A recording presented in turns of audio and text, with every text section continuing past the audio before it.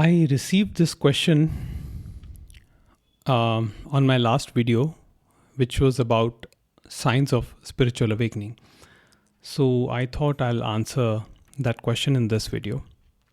So in my last video, I discussed the signs of spiritual awakening, the kind of things we see when we undergo that process. And, a lot of our friendships break and we have trouble explaining this phenomenon with our family members. And, there is a sort of confusion, depression, and things of those sort. So you can check that video if you'd like. The comment was that why does such process happen to any human being? Deep depression and pain trigger spiritual awakening, but which factor make that human being experience this phenomenon? Is it our consciousness or the universe? If you know, I hope you let us know why awakening happens.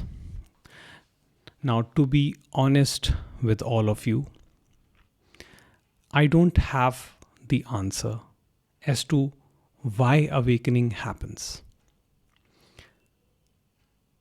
And the reason is, if you try to observe this whole phenomena, the events that have happened to you, maybe you have undergone some sort of trouble in the past, some sort of pain, some trauma, whatever it is. If you blame one entity or one event for it, then you're always stuck. For example, if there is a person who's had a rough childhood,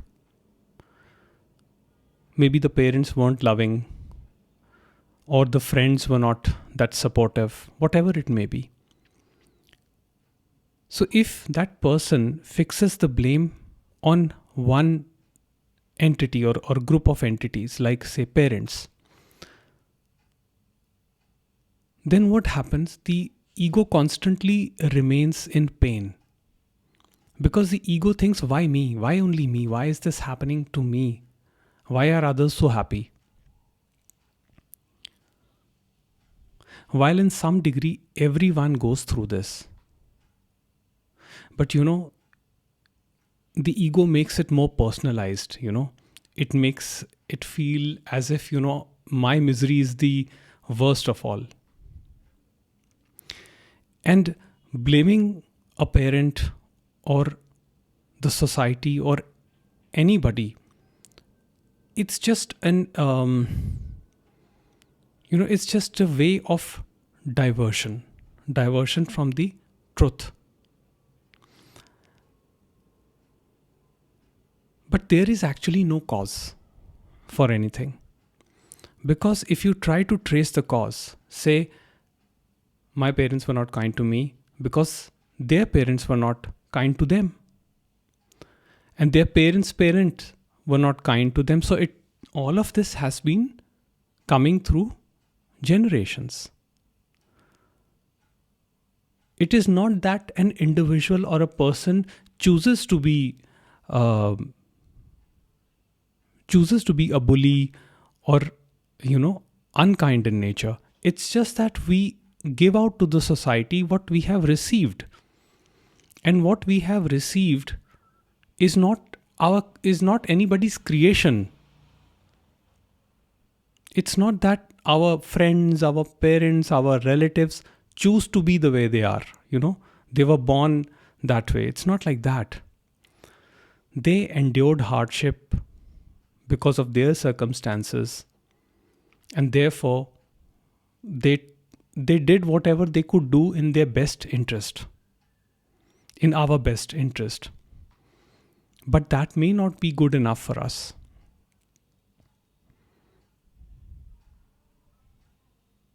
So, if you try to fixate a cause, you remain stuck.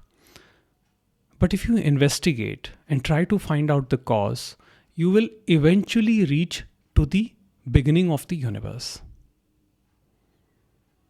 Because the true cause, so the question essentially is, the question is not why awakening happens. That's a concealed question.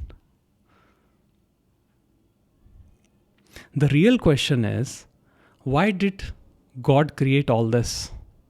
Why did the consciousness manifest all this? And there is no fixed answer to this. Now the masters say it's because they give two explanations, theoretical explanations. One is that the created object, me, the created object, cannot know the will of the creator source. So we cannot really know why consciousness functions the way it does. What is the purpose? We cannot know the purpose of the functioning of consciousness. And in that context, Master Eckhart says that all the human object can do is wonder at the marvel of God.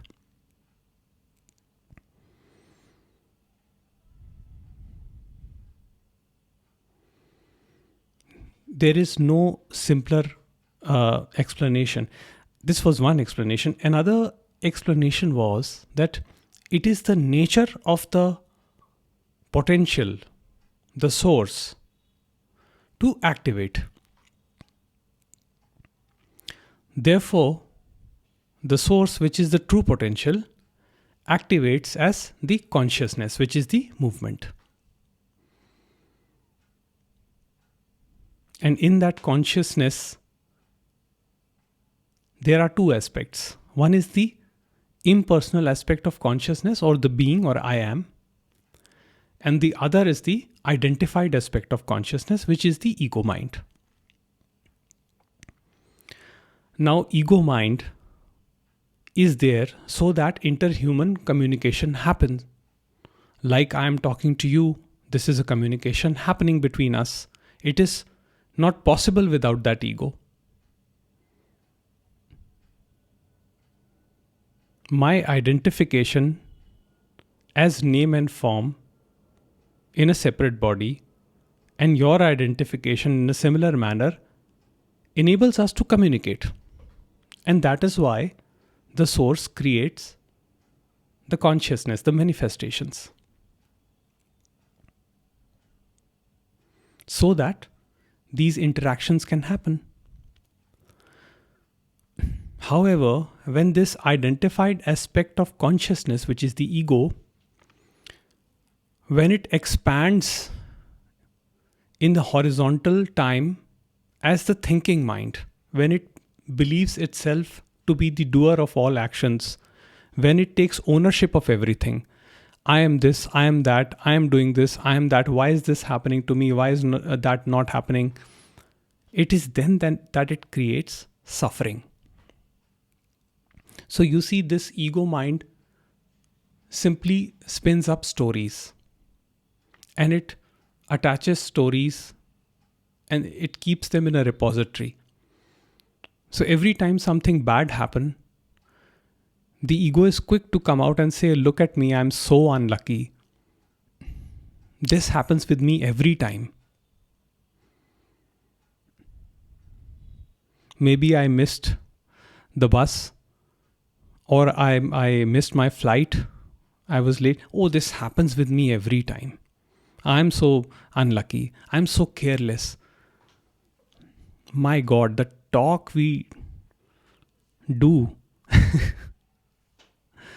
Sometimes we are very unkind towards ourselves. We talk of compassion and love in the world. That's all okay. But begin with yourself. First, you need to be compassionate to yourself.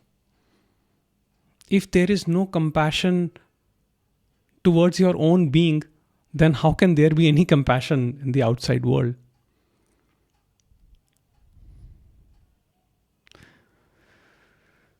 So, the question was that why all of this happens? Why the ego comes up? and why then awakening happens, and why this phenomena takes place in certain people and not in other people, honestly, I don't know. I don't know on what basis the source chooses to create the ego or to destroy the ego. All that the human object can do is marvel at the creation. It cannot question the creation. Because trying to understand the cosmic law, the basic foundation on which the cosmic law works, is beyond the capacity of human intellect. Because human intellect is a product of that consciousness. So, I can create a program that can do a computation beautifully, and it'll work flawlessly for years. But that program, with whatever limited consciousness it has in the form of electricity, it cannot know why I created it, for what purpose did I create it. It simply executes instructions as I have programmed it to be. Similarly, this human object is an instrument, biological instrument, very sophisticated machine, and an intelligent machine, because it knows how to communicate, what to say when asked. But it cannot know that for what purpose did really God create it.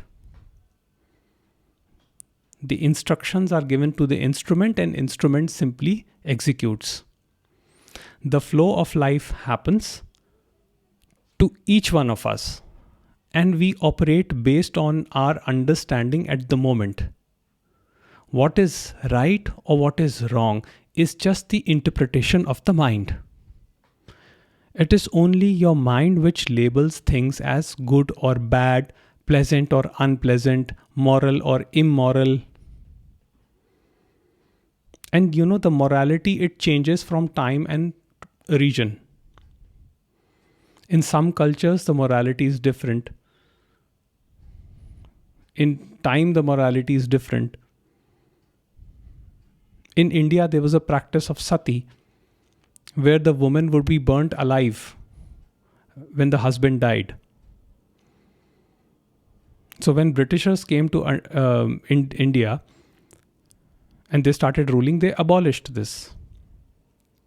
And nowadays, it's not a practice anymore.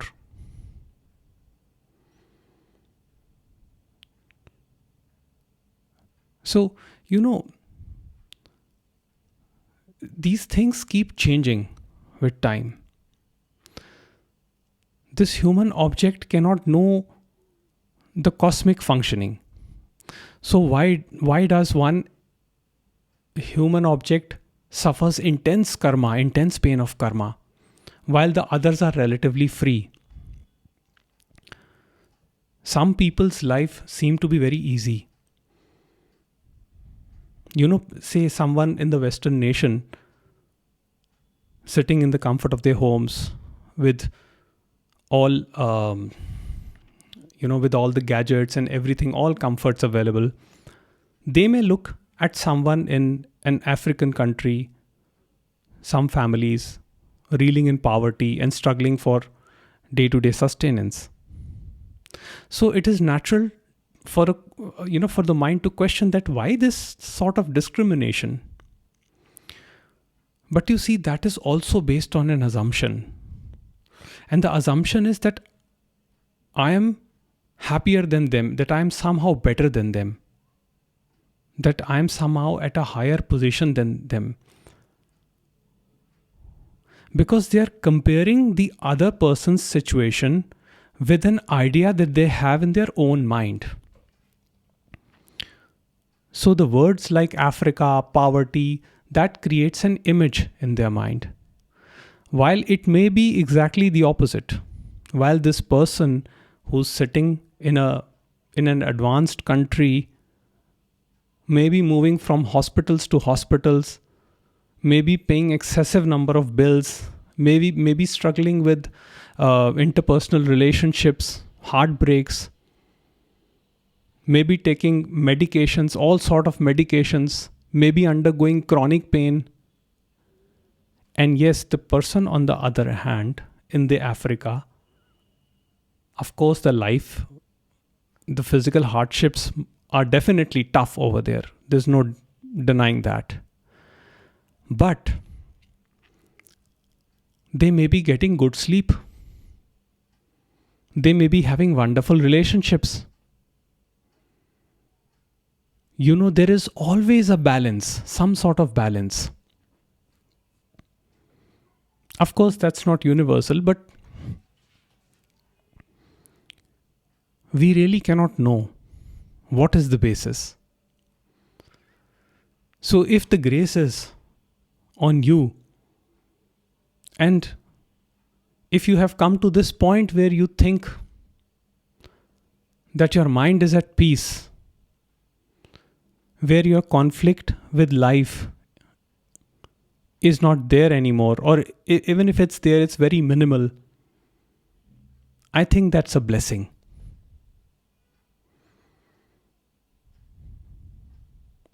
And this whole concept of oneness, non-duality, it is just a concept that I use to explain.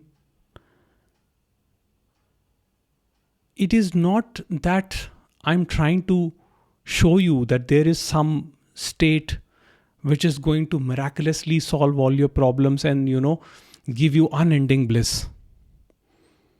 That is not my concern.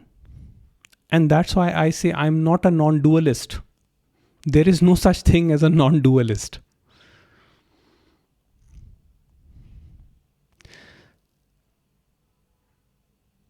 So what I'm trying to explain to you is that this is not a philosophy or just just an intellectual exercise in this endeavor. My only purpose is to deliver the message of peace. And in that peace, I include the uncertainty of not being at peace. Because once that is accepted, that the life is a constant flow of pain and pleasure. And this interconnected opposite of pain and pleasure, it cannot be separated, it cannot be broken down in duality. Till there is life, this will continue. Once there is deep realization of this, then what happens is that the ego questions its own existence. It turns on itself. And it says that if everything is just a happening, if only this mind is labeling things as good and bad, if there is no sense of personal existence, then who is this me?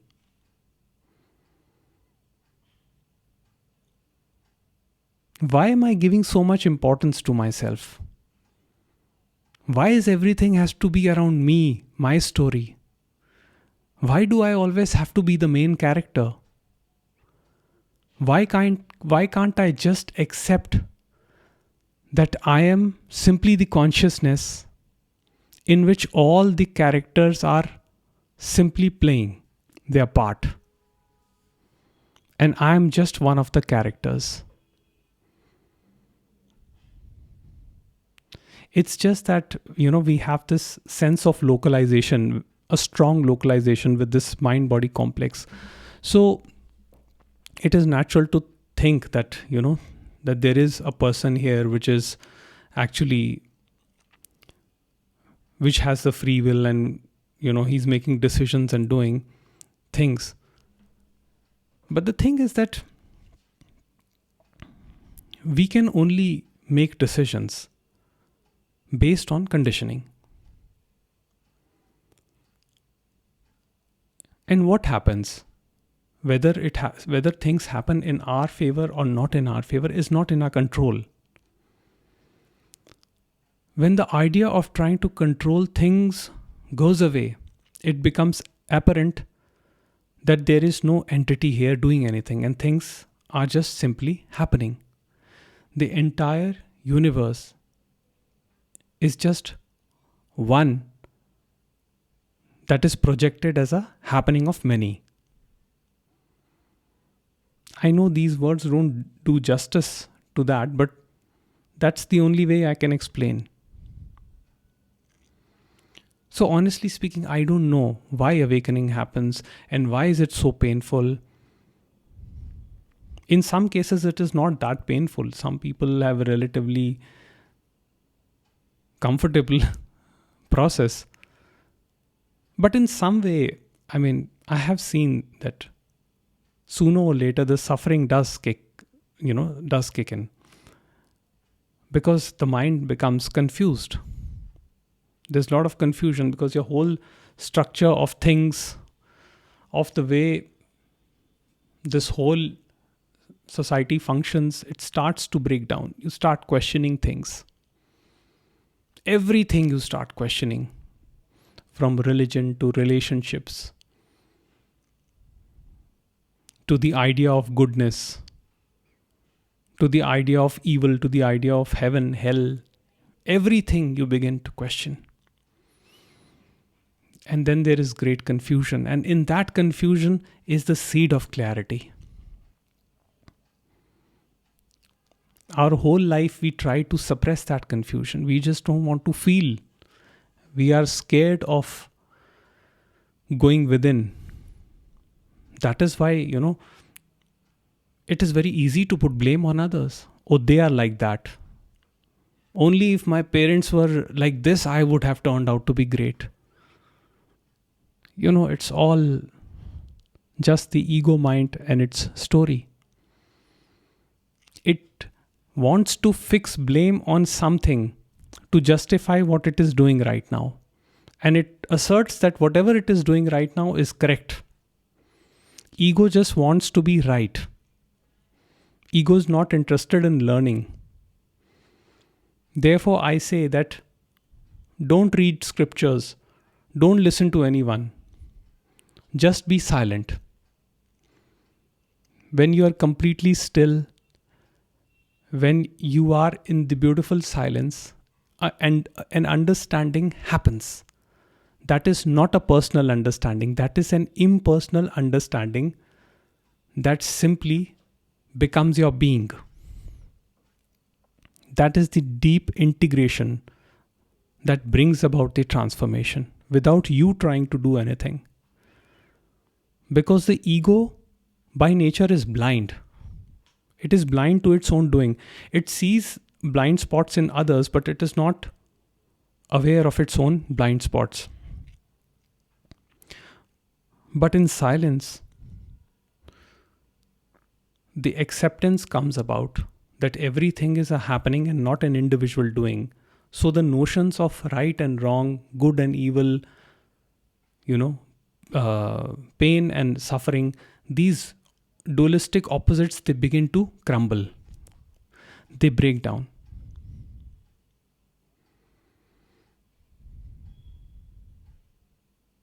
And in that, one remains in their pure natural state and live spontaneously. So in that, there is no question of right action or wrong action. Whatever action happens in the moment, based on the circumstances and the individual's conditioning, that becomes the right action. The right and wrong are concepts of the mind that come about as conditioning. For the consciousness, these concepts are not there. It simply sees things as happening.